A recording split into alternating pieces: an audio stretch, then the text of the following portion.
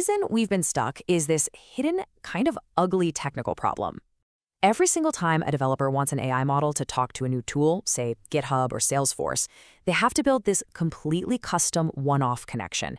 And it is an absolute chaotic mess. This is what's known in the industry as the M by N problem. Just imagine you've got a few different AI models and dozens of tools you want them to use. You end up with this tangled nightmare of custom integrations. It's like a giant plate of spaghetti, it's incredibly complex, super expensive to maintain, and there's just no way to scale it up. Honestly, this problem has been the single biggest bottleneck holding back AI agents. So, how does this new approach fix that mess? Just look at these numbers. It's night and day.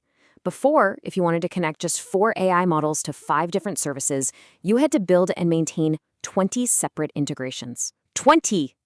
With this new protocol, you only need 9 standardized parts. That's a 55% drop in complexity.